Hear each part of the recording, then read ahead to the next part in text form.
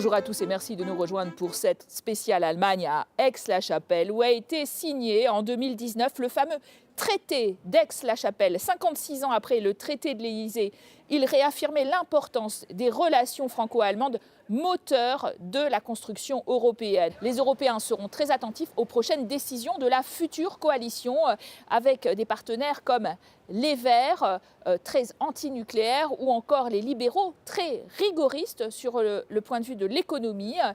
Voilà pourquoi nous allons à la rencontre de ces deux partis minoritaires maintenant.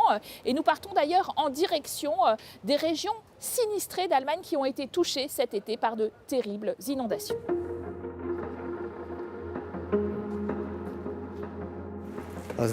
Alors l'eau est arrivée par là. Regardez le niveau d'eau habituel, mais le fleuve a débordé plusieurs mètres au-dessus de ça. Ça a cassé le mur.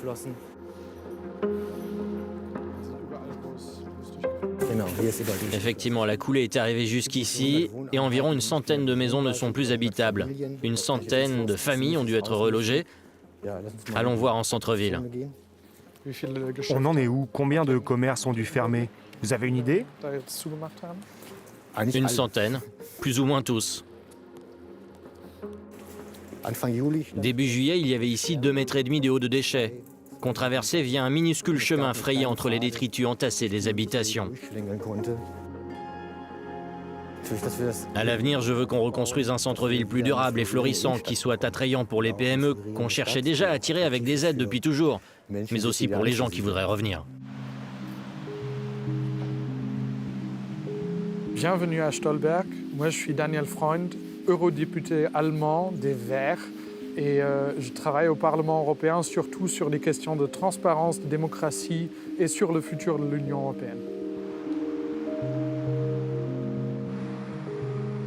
On vient de vous voir, Daniel Freund, en train de revisiter ce visage que vous connaissez bien de Stolberg, qui a été victime de terribles inondations l'été dernier. Et ce qui peut-être d'ailleurs vous a permis en septembre d'avoir davantage de votes pour les Verts. Bon, évidemment, on aurait espéré un peu plus encore, mais c'est le meilleur score qu'on a jamais fait. Je pense qu'avec ces inondations l'année passée, ils ont vraiment réalisé que le changement climatique, ce n'est pas quelque chose qui se passe très loin ou dans le futur, mais ça se passe maintenant et ici. On veut installer des panneaux photovoltaïques sur tous les toits. Et on a, avec cette nouvelle coalition, maintenant réservé 2% du territoire allemand pour les éoliens, pour le vent, pour vraiment faire possible cette transition dans un pays industrialisé, 5e économie au monde, de montrer qu'on peut faire ça avec du 100% renouvelable. Les producteurs allemands ont été un peu en retard par rapport à la Chine, aux États-Unis avec les véhicules électriques. On essaye maintenant de se rattraper. Le gouvernement a dit qu'on veut 15 millions de voitures électriques sur les routes allemandes en 2030. On a eu l'impression qu'Emmanuel Macron faisait des offres davantage d'Europe à l'Allemagne sans qu'elle puisse les entendre sous l'ère Merkel. Oui, donc Angela Merkel n'a jamais répondu à Emmanuel Macron. Nous, on a toujours critiqué ça. Les Français sont notre partenaire le plus proche au sein de l'Union européenne. Et le nouveau gouvernement, il s'est donné des vraies ambitions de plus d'Europe. Une Europe qui se digitalise, qui investit dans le numérique, mais aussi une Europe qui vient davantage encore plus démocratique, avec un Parlement, par exemple, qui a le pouvoir d'initiative. Ça fait des années qu'on n'a pas vraiment réagi à toute cette série de crises. Crise de l'euro, migration, Brexit, maintenant Corona. 11 ans de dialogue avec la Hongrie, 6 ans avec la Pologne nous ont ramenés dans la plus grande crise de l'état de droit qu'on a jamais eu dans l'Union européenne, où l'ordre légal est mis en question. Et ça aussi, c'est parti de ce qu'a laissé Angela Merkel. Donc le nouveau gouvernement allemand dit on va changer cette politique. L'immigration, ça n'a pas été un des grands thèmes de campagne en Allemagne. Cette fois-ci, ça le sera en France, on le sait, encore une fois. Qu'est-ce qu'il faudrait faire aujourd'hui quand on se trouve face à des crises migratoires à la fois à l'Est, mais aussi au Sud de l'Europe? On a des sociétés qui vieillissent, mais on a besoin de gens qui viennent pour maintenir notre richesse, notre économie. Ce n'est pas possible sans immigration. Et surtout, on doit y aller en tant qu'Européens, parce que ça ne sert à rien si chaque pays fait un peu son propre truc dans son coin. Barnier, qui vient de négocier le Brexit, qui a toujours dit pas de cherry picking pour les Anglais, ils ne peuvent pas se choisir les règles qu'ils veulent. Et la première chose qu'il propose, c'est que la France choisisse sa propre exception sur la question de la migration. Ça ne peut pas fonctionner comme ça. Donc un tel discours dans les élections présidentielles en France, évidemment, c'est inquiétant. Merci Daniel Freund de cet entretien. Alors, en septembre dernier, les Allemands ont envoyé 736 députés dans leur Bundestag, leur parlement, et leur visage a véritablement changé puisque 40% ont moins de 40 ans, 23% sont des femmes et puis 11% sont issus de l'immigration. Il y a en effet un manque de visibilité de ces minorités issues de l'immigration en Allemagne qui tentent d'être rectifiées dans le champ politique, comme nous le montre ce reportage signé Anne Maillet. À 47 ans, c'est une nouvelle vie pour Awet Tesfayesus. Cette avocate, originaire d'Érythrée, est arrivée en Allemagne à l'âge de 10 ans. Elle est désormais députée du Bundestag pour le parti écologiste. C'est la première femme noire à siéger au Parlement allemand. Elle s'est lancée en politique en 2020 après l'attentat raciste d'Hanau qui a coûté la vie à 9 personnes. J'ai vraiment eu le sentiment à ce moment-là qu'il fallait que je change quelque chose. Pour moi, il était impossible de continuer à vivre ma vie en assistant à ce genre d'événements sans agir. Celle qui a consacré sa carrière à défendre les droits des immigrés et des réfugiés entend désormais porter leur parole au Parlement. Le lien de tout un chacun avec la démocratie et avec le Parlement ne peut être renforcé que si la population y voit des gens qui lui ressemblent et auxquels ils peuvent s'identifier. Et pour l'instant, nous n'y sommes pas encore. Car si le Bundestag est plus divers que jamais, il est encore loin de représenter la société allemande et ses 26% de personnes d'origine étrangère. Le nouveau gouvernement d'Olaf Scholz a fait sensation en présentant un cabinet paritaire, mais avec un seul ministre écologiste d'origine turque, Cem Özdemir, en charge de l'agriculture et toujours à vélo, même pour la cérémonie d'investiture. Pour le député social-démocrate Armand Zorn, un pas important a toutefois été franchi. Le programme de la coalition qui promet de faciliter l'accès à la citoyenneté allemande et à la double nationalité en est le reflet selon lui. On essaye de mettre des structures en place qui vont vraiment permettre à beaucoup de jeunes personnes qui veulent venir travailler ici, qui veulent bâtir notre société avec nous. C'est ça qu'on essaye de construire et c'est pour ça que le contrat de la coalition est assez progressif dans ces questions. Un changement de paradigme dans un pays vieillissant qui a besoin de main-d'œuvre et se considère désormais comme une terre d'immigration. Pour cette spécialiste des questions d'intégration, il est temps que l'ensemble des partis politiques allemands en prennent conscience. Pour l'heure, les partis politiques n'ont pas de stratégie pour intégrer et promouvoir les personnes issues de l'immigration dans leur structure après les élections. Résultat, à chaque fois qu'un scrutin se présente, ils sont obligés de chercher dans l'urgence des candidats qui auraient le profil pour les représenter, alors qu'il faudrait au contraire organiser cette représentation sur le long terme et de manière durable. Les partis politiques qui ont tout intérêt à soigner cette manne électorale issue de l'immigration, soit plus de 7 millions d'électeurs, tendance à la hausse.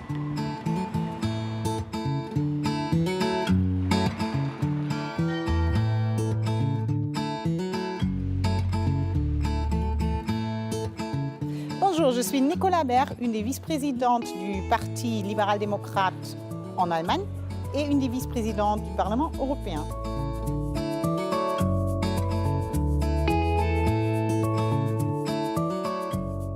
Alors nous sommes au cœur de Francfort, à quelques mètres de la cathédrale, d'ailleurs en compagnie de Nicola Baer, sur une place entièrement neuve. Comment ça se fait? C'était totalement détruit pendant la guerre et maintenant, après certaines années, on a décidé de refaire ça d'une manière comme c'était auparavant. Donc c'est un peu comme un pont entre l'ancien et le futur.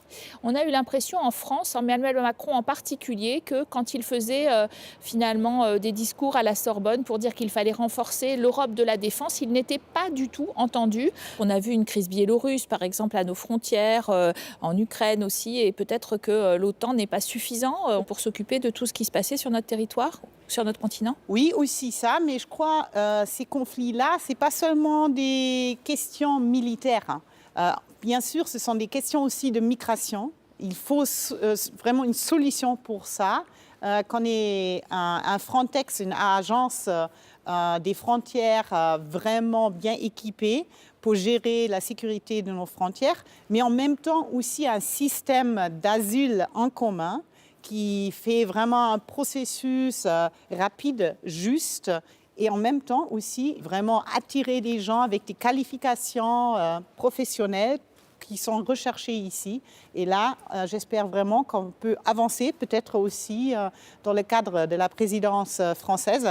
L'autre question qui inquiète beaucoup les partenaires européens, c'est la nomination de M. Lindner, votre président du FDP, ministre des Finances, avec pour programme l'orthodoxie budgétaire, le retour dans les clous du pacte de stabilité, c'est-à-dire on arrête finalement la grande relance. Non, on n'arrête pas parce qu'on a en commun un paquet vraiment sur la relance.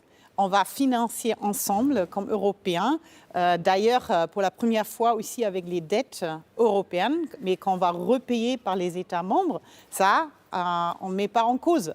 Les Allemands, les libéraux ont voté pour au Parlement européen ainsi qu'au Parlement allemand. Mais c'est vraiment une exception. Et après, j'espère qu'on a vraiment investi dans les réformes dans les États membres pour qu'on puisse repayer ça et retourner à la solidité financière. Alors il y a une autre mesure qui étonne un peu vos partenaires européens parce qu'elle n'est pas majoritaire en Europe, c'est la légalisation du cannabis. Est-ce que vous étiez tous d'accord là-dessus ? Oui, on était tous les trois d'accord sur cette question. Le cannabis, qu'on trouve partout en Allemagne, même, et ça c'est vraiment affreux, dans les écoles. Et comme ça, on essaye vraiment de se concentrer sur les trafiquants de drogue, aussi du cannabis, mais on donne la possibilité à des gens adultes, pas les mineurs, les gens adultes, d'avoir le cannabis bien pur, alors de bonne qualité, par exemple dans les pharmacies. On peut le taxer et on va prendre l'argent de cette taxe pour avoir des campagnes envers les jeunes pour éviter qu'ils veulent acheter ça. Alors, en tant qu'Allemande libérale et très francophile, qu'est-ce que vous attendez de l'Agence spatiale européenne très présente en France et en Allemagne ? On a encore des grands projets à faire, aussi sous aspect de l'innovation, par exemple sur les carburants synthétiques. Alors, bien sûr, les Français, les Allemands, ça peut être le moteur, mais je crois qu'il faut vraiment inclure aussi les autres nations. Avec la France, l'Allemagne est dans la course aux étoiles puisqu'elle possède 2 gros sites de l'Agence spatiale européenne, l'ESA, qui a mis sur orbite de beaux programmes comme Copernic ou Galileo, très utiles aux Européens, comme nous le montre Luc Brown. Un satellite Sentinelle. Plus loin, la reproduction de la sonde Rosetta. Ces joyaux technologiques sont exposés à l'extérieur du Centre européen d'opération spatiale de Darmstadt, dans l'ouest de l'Allemagne. Ici veillent les anges gardiens des satellites européens. Ce centre, il est tout le temps en utilisation, 24 heures sur 24, 7 jours sur 7, 365 jours à l'année. Donc ce qu'on fait, c'est s'occuper des satellites en permanence. On prend soin des satellites qui appartiennent à toute l'Europe. Ces dernières années, l'Europe a décidé de développer son autonomie stratégique dans l'espace. Son système de positionnement Galileo surpasse désormais largement ses concurrents. Quant au réseau Copernicus de satellites Sentinelle, il fournit de nombreuses données essentielles sur l'état de la Terre. Le programme Copernicus a intrinsèquement ce composant de fonctionnement en temps réel qui permet aux utilisateurs de faire des demandes pour répondre aux besoins actuels, tels que l'explosion de volcans ou les menaces d'inondation ou de pollution. Nous devons être en mesure de fournir des données fiables et rapides pour garantir que les utilisateurs les obtiennent à temps et puissent en bénéficier pour réagir. Le centre dresse un catalogue de menaces potentielles. En premier lieu, les quelques 30 000 débris spatiaux connus de plus de 10 cm de diamètre. Une tâche plus ardue depuis la destruction controversée par la Russie d'un satellite en orbite en novembre dernier. C'est une activité, un événement qui nous a vraiment beaucoup perturbés. Toutes les agences spatiales, dont l'agence russe également, Roscosmos, font tous les efforts possibles pour minimiser, au contraire, le nombre de débris spatiaux. Un test anti-satellite pour un objet qui est à 440 km d'altitude, cause l'apparition soudaine de au moins 1500 débris spatiaux plus larges que 10 cm, ce qui est énorme. Le rôle croissant de l'ESA, l'Agence spatiale européenne, permet à l'Europe de porter sa voix dans l'espace, mais aussi sur Terre. Les entreprises des pays membres de l'ESA peuvent utiliser les données collectées. Les données sont le pétrole du XXIe siècle et l'ESA dispose d'un énorme référentiel de données. 300 téraoctets de données arrivent sur une base quotidienne. Ces données sont gratuites et librement accessibles à tout citoyen européen. Des pays non membres de l'UE, comme le Royaume-Uni, font partie de l'ESA. Bruxelles a créé sa propre agence spatiale à Prague, le SPA, qui vise à garantir que les utilisateurs en Europe tirent le meilleur parti de Copernicus et Galileo. Il est important d'avoir une telle agence qui est au centre du programme spatial de l'Union européenne, pour fournir des services de navigation, pour s'assurer que ces services sont sécurisés, mais en même temps, et c'est une partie très importante de notre mission, s'assurer qu'ils sont utilisés. Dans cet esprit, SPA a lancé son propre concours pour inciter les innovateurs à utiliser les données qu'il fournit, baptisé MyEUSpace.